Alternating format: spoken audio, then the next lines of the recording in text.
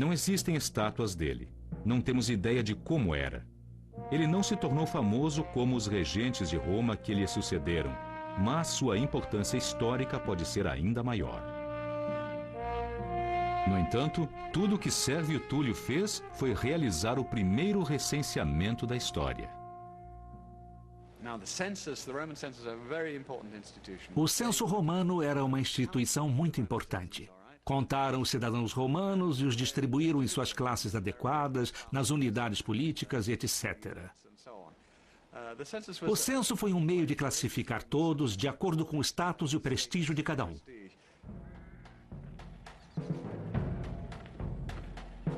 No século VI a.C., o censo detalhou as obrigações de cada romano para com a cidade e que eram obedecer às leis, pagar os impostos e fazer o serviço militar.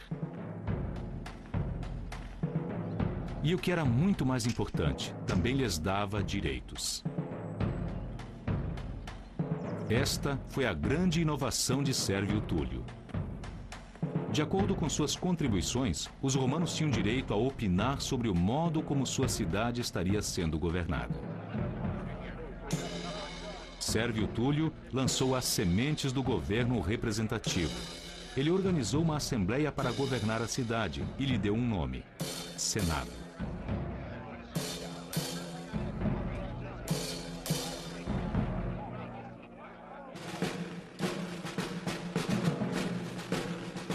Finalmente, o censo decretou que cada classe social da cidade deveria contribuir com um grupo de soldados para a defesa de Roma. Esses grupos eram chamados de legiões, a força de combate que iria colocar os destinos de Roma em suas próprias mãos e um dia dar-lhe o mundo.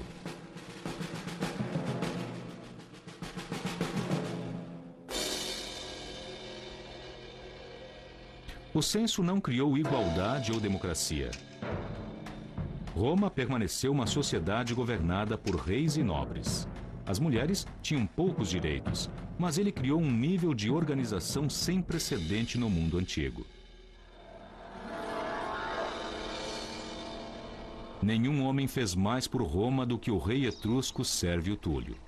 Suas reformas estabeleceram os alicerces para a maior realização de Roma, a criação da República. Mas, tal como aconteceu com muitos dirigentes romanos, ele caiu devido a traições e intrigas. A própria filha do rei queria que o marido, Tarquínio, assumisse o trono. Seus cúmplices sabiam como conseguir isso. E após haverem assassinado o grande rei, poder e paranoia passaram de mão em Roma. Por quase 2 séculos, Roma foi governada pelos reis e pela nobreza da Etrúria.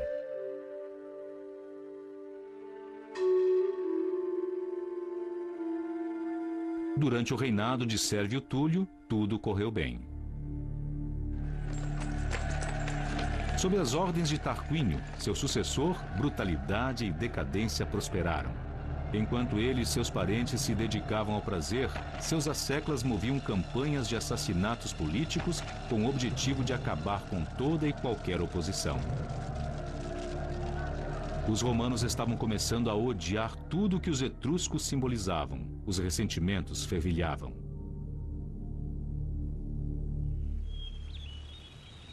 Uma mulher, chamada Lucrécia, foi a fagulha que iria acender a fogueira. Ela era amada e altamente respeitada por sua bondade, beleza e lealdade. Representava tudo aquilo que os romanos achavam que possuíam e os etruscos não: honra, virtude e coragem.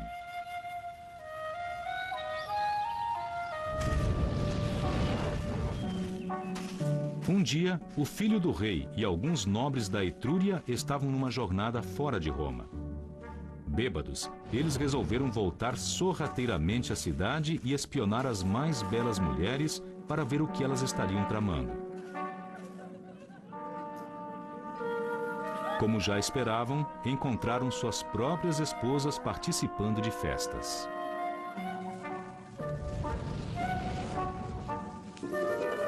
Encontraram Lucrécia trabalhando arduamente.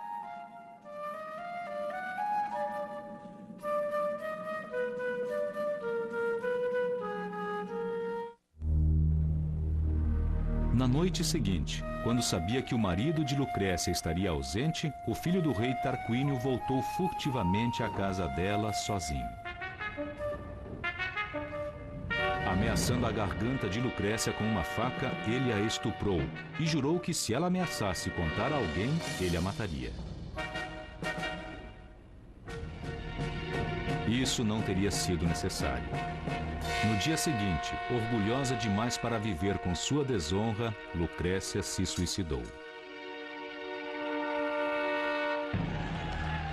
Os romanos enlouqueceram. Multidões urravam pelas ruas atacando os etruscos onde quer que fossem descobertos.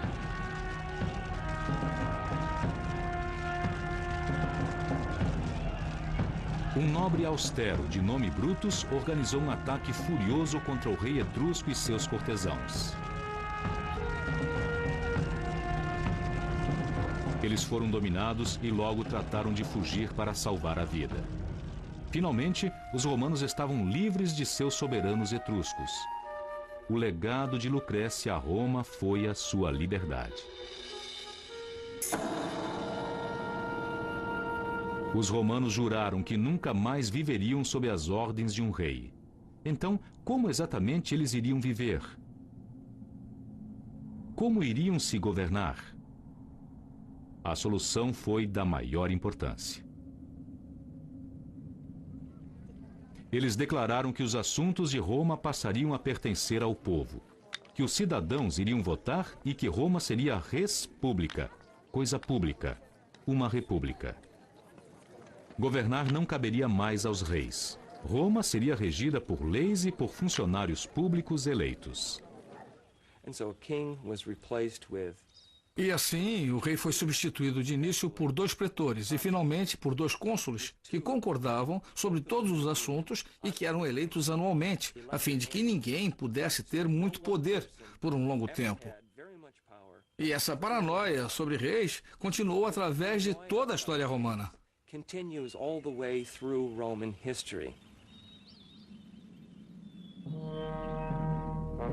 De um modo que seu criador jamais poderia imaginar, o censo de Sérvio Túlio frutificou.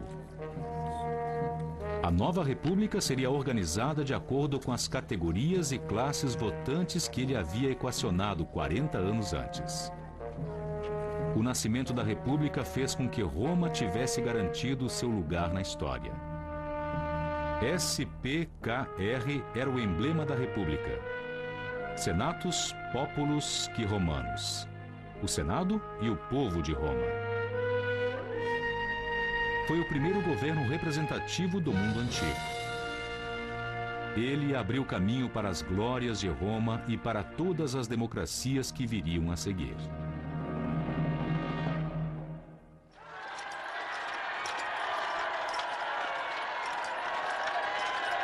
Os romanos se livraram dos etruscos em 510 a.C., mas precisavam ter certeza de que continuariam livres. Para isso, iniciaram a construção da mais feroz máquina de guerra jamais vista. E agora, eles poderiam experimentá-la contra seus antigos senhores.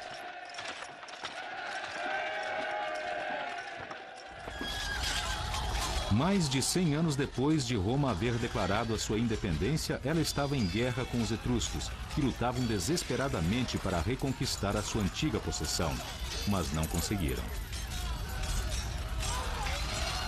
Eles não eram páreo para as legiões romanas altamente disciplinadas e que lutavam até a morte para defender a liberdade de Roma.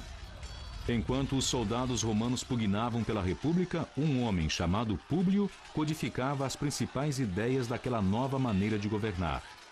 Esse sistema legal estabeleceu um precedente notável para as futuras repúblicas. 2000 anos mais tarde, quando os fundadores dos Estados Unidos precisaram defender a sua Constituição, eles também se valeram do que Públio havia escrito.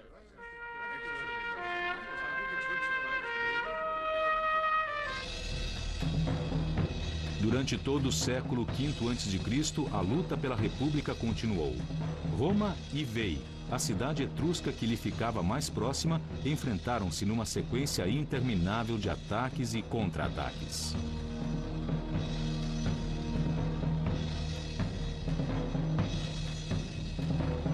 Finalmente, em 392 a.C., após décadas de dolorosos conflitos, um exército romano avançou na direção da cidade etrusca. Seu objetivo era tomar Veii de assalto e colocar de uma vez por todas um ponto final na ameaça etrusca à sobrevivência de Roma.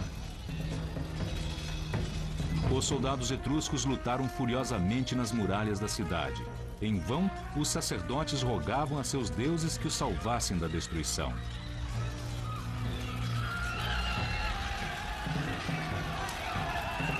Os romanos esmagaram as defesas etruscas e devastaram a cidade.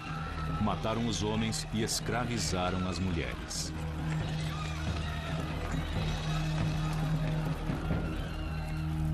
Foi a primeira grande vitória de Roma.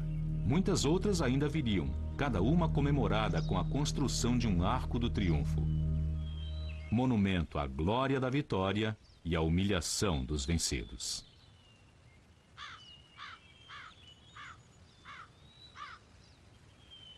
Roma agora amontoava vitória sobre vitória, todas conquistadas através da Itália, porque um por um seus vizinhos sucumbiam diante das legiões.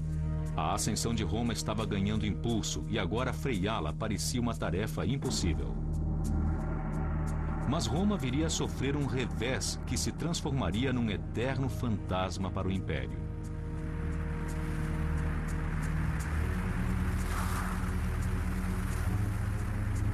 Foi no ano 386 a.C. Vindos de além dos Alpes, surgiram cavaleiros que avançavam estrepitosamente na direção de Roma. Os romanos os chamavam de bárbaros. Eles eram celtas, originários da Gália, a França atual. Os gauleses eram um povo guerreiro, mas desta vez não estavam querendo brigar. Devido a guerras com os vizinhos, eles haviam sido expulsos de seu próprio território e agora precisavam de um novo lar. Roma dominava a parte central da Itália e os gauleses pediram que lhes fosse dado um território. Os enviados romanos recusaram categoricamente. O que esses bárbaros pensam que são para tomar tamanha liberdade para com Roma? Eles insultaram os gauleses, o que foi um erro. Os gauleses investiram sobre Roma furiosamente. O que não lhes era dado, eles iriam tomar. Os romanos eram guerreiros ferozes, mas não sabiam como combater aquele povo que se lançava à luta num frenesi suicida. A selvageria dos gauleses era aterradora, mesmo para os padrões romanos. Surpreendidos, os romanos ergueram barricadas dentro de sua própria cidade e esperaram que aqueles homens assustadores fossem embora. Mas eles não foram. Os gauleses destruíram tudo o que encontraram no caminho e saquearam a cidade. Os romanos só conseguiram escapar da carnificina depois de entregar aos gauleses tudo o que possuíam, para que eles fossem embora e os deixassem em paz. A humilhação de Roma foi completa. As palavras do chefe gaulês, ao exigir o pagamento esmagador, iria ecoar nos ouvidos dos romanos durante os séculos seguintes. Desgraça para os vencidos.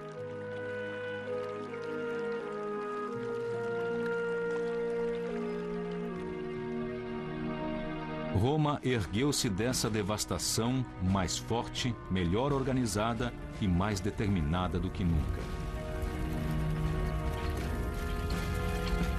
Forjou um espírito férreo e um código civilizado de honras, virtudes estoicas de valor, disciplina e autossacrifício. Esse código produziu soldados e comandantes com uma inflexível dedicação ao dever.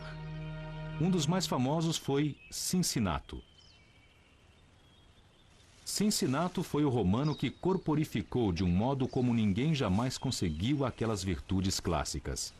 Embora pertencesse à nobreza, ele gostava de trabalhar o campo com suas próprias mãos. Um dia, no momento em que trabalhava, chegou um mensageiro com a notícia de que Roma estava sendo atacada. Em uma situação de emergência como aquela, a Constituição Romana exigia a designação de um ditador eleito pelo povo e que, uma vez eleito, teria plenos poderes, poder de vida e morte sobre todos os cidadãos, mas apenas por um período de, no máximo, 6 meses. Cincinnato largou o arado, correu para a cidade, assumiu o comando e foi nomeado ditador. Logo, conquistou uma grande vitória, voltando à cidade triunfalmente. Ele poderia ter permanecido e utilizado o poder como quisesse, mas, segundo consta, no mesmo dia em que retornou à cidade, ele renunciou ao cargo de ditador, voltou às suas terras fora da cidade e retomou o arado. Os romanos adoravam contar essa história porque ali estava um homem totalmente despreendido que não desejava nada para si próprio, para sua própria vida, mas apenas servir, só servir. Por isso, não é por acaso que uma das mais famosas esculturas na história americana é a de George Washington, como Cincinnato.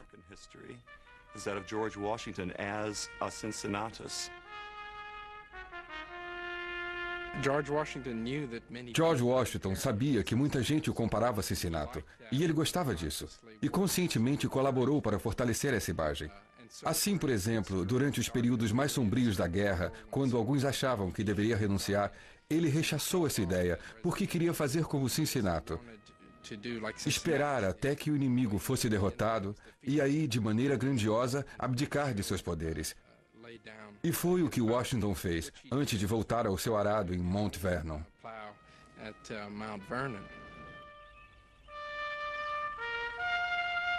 Cincinnato tornou-se o paradigma dos comandantes políticos aos quais Napoleão tanto admirava. Ele corporificou o código de conduta que deu força à ascensão de Roma e estendeu seu domínio sobre todo o mundo ocidental.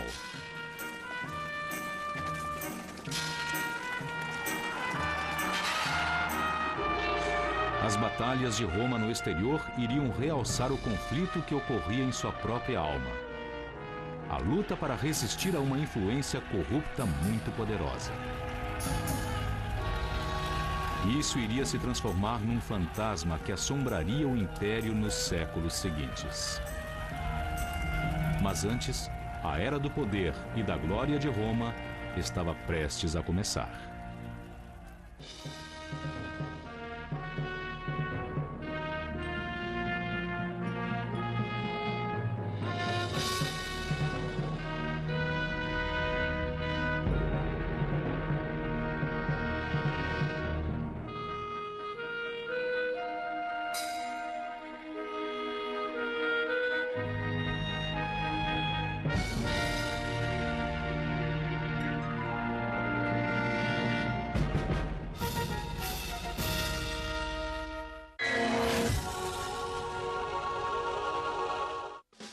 Agora que você assistiu a Roma Antiga, Ascensão ao Poder, segunda parte, fale sobre isto.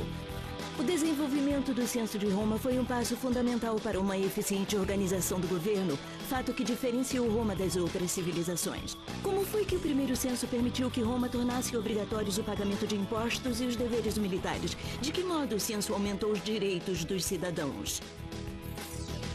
Agora tente isto. Faça um mapa atual dos países da Europa, da África do Norte e do Oriente Médio. Sombreie as áreas até onde o Império Romano se estendeu no auge de suas conquistas. Como nós podemos ter analisado esse vídeo referente a Roma passado, retrata um tempo antes da Roma estar em seu auge como um império mundial. Então, como o documentário ou a Roma é um local extenso, ou foi um império também extenso, e ainda é um império, não caiu, frente a tudo que eles virão dizer e dizem nos documentários, ela não caiu, ela só transferiu seu poder. Estarei passando agora um documentário referente a Roma, que vai tratar mais pelas construções, mas aborda bastante história. Sendo que eu assisti, vou estar assistindo de novo com vocês para estar fazendo análises. Ok?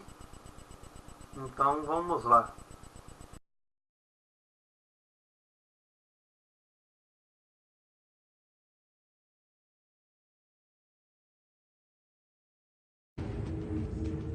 Ambição, conquista, luxúria, homicídio e o poder de uma tecnologia sem igual. Essas são as pedras fundamentais do Império Romano. They were driven by a kind of collective cultural ego.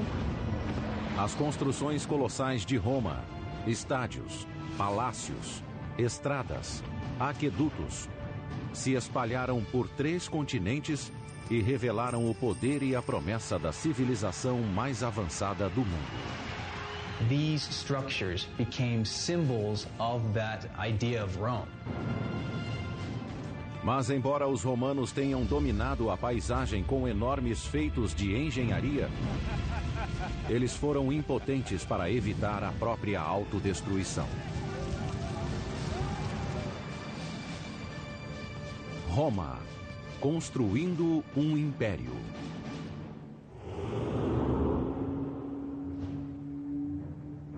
(15 de março do ano 44 a.C.)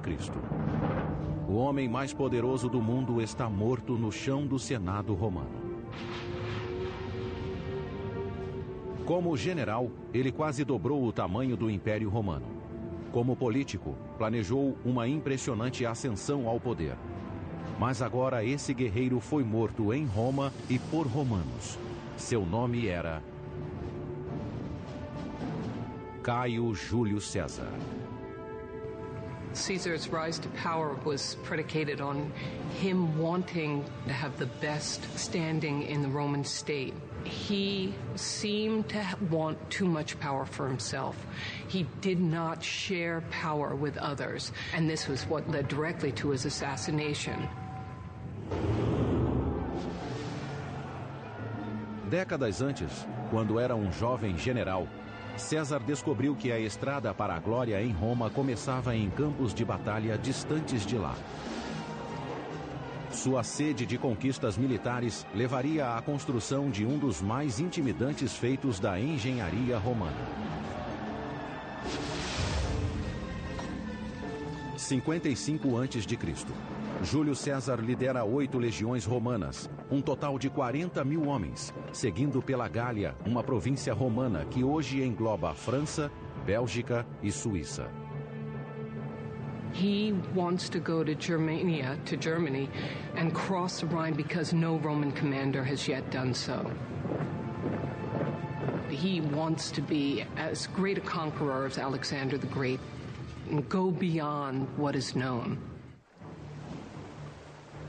O rio Reno fica no limite do mundo conhecido. Durante séculos, foi um divisor que protegia as tribos germânicas da expansão romana. Nenhum exército podia atravessá-lo com o poderio necessário para uma conquista. Mas César era diferente de qualquer guerreiro anterior. He could have gone by boat. But what is that for Julius Caesar to go by boat, man? Rowboat? You know, you're going to put 8 legions in a rowboat and row across? No, man. They got to march across. They're going to be on horseback. Ma dal punto di vista dell'ingegneria le difficoltà di costruire un ponte su un fiume del genere sono enormi in relazione alla profondità dell'acqua e alle correnti impetuose. Se si tiene conto poi che questo deve essere fatto in tempi molto brevi per esigenze militari, effettivamente l'opera è realmente qualcosa di eccezionale. A ponte precisaria ter o comprimento de 4 campos de futebol e sustentar o peso de 40.000 soldados. Apesar da largura, da profundidade e das correntezas do Reno, Júlio César estava determinado a conseguir. To cross a river that size with a bridge is something which plays well with an audience back at home, but of course it's something that plays extremely well with the audience standing on the other side of the river. who are going to be awestruck when they see this happening. Com a velocidade e eficiência de uma máquina bem lubrificada, os soldados de César transformaram a madeira local em uma ponte em expansão. A cada hora, um milagre da engenharia chega mais perto da margem norte do Reno. It's almost as if a spaceship were to come down nowadays, the size, let's say, of half of Manhattan, capable of with some magnetic device that'll like lifting buildings up into the air. That would be a pretty frightening thing, something that we couldn't really grasp at all. A fundação da ponte era feita com uma série de toras de madeira inseridas no leito do rio. Cada tora tinha 45 centímetros de diâmetro. No centro da ponte, elas chegavam a ter 9 metros de comprimento para ir da superfície ao fundo. Ao colocar as toras na diagonal, os engenheiros de César deram maior estabilidade à ponte. When they drove the pilings in at an angle and then connected them, in many ways they were doing what carpenters do when they build a sawhorse. But with the legs angled, it utilizes forces to keep it from being pushed over and makes it a stable workspace. The sloping pile gives them a lot more strength against the force of the river and the flooding of the river and so on, but it's much more difficult to drive them into the riverbed than it is to drive a vertical pile. So they would have had to work very carefully with wooden frames to push them into the riverbed. Na parte mais alta do rio, as toras se inclinavam na direção da corrente. 12 metros rio abaixo, seus pares se inclinavam contra a corrente. Cada conjunto de toras era unido por uma longa viga de 60 centímetros de espessura. Em seguida, troncos eram dispostos ao longo das vigas, sobre as quais assentavam feixes de madeira fortemente amarrados. O projeto da ponte em si era inovador, mas o que tornou o feito ainda mais impressionante foi a velocidade da construção. Apenas 10 dias após ordenar a construção, César marchou sobre a ponte em direção ao seu destino. If we tried to do that today, we would never be able to build something like that in so few days with that kind of technology. We could match that feat today if we had thousands of loyal, sweating soldiers totally dedicated to Caesar and the objective of getting across that Rhine River to terrorize the Germans beyond. César estimava que o inimigo tivesse 430 mil soldados, mais de 10 vezes o tamanho de seu exército. Mas quando os germânicos viram as legiões romanas cruzando o Reno, rapidamente recuaram para um terreno mais elevado. Nos 18 dias seguintes, César explorou livremente o território ao norte do Reno, sem encontrar qualquer resistência. Em seguida, ele voltou pela ponte e a desmontou, deixando uma mensagem inequívoca. It is symbolic of this. Rome can go anywhere. There's nothing going to hold Rome back. And to distill it even farther, Julius Caesar can go anywhere. A ponte foi o primeiro sinal da ambição obsessiva de César. 10 anos depois, essa ambição daria a ele um poder sem precedentes, mas também seria o motivo de sua queda. Quando ele foi declarado o primeiro ditador perpétuo de Roma aos 55 anos, em 44 a.C., boatos de um assassinato começaram a circular nos corredores do Senado romano. He makes certain moves that suggest that he might want to have been worshipped as a god, that his ambition really goes so far beyond the limits of what the Romans themselves, and in particular Roman senators, felt to be acceptable, that he was assassinated. Em vida, Júlio César alterou para sempre o cenário político romano. Na morte, ele incorporou o potencial e o risco do poder absoluto. When Caesar was assassinated, there was no guarantee that anything would happen except that Rome would fall apart completely. Questo assassinio fu uno shock enorme.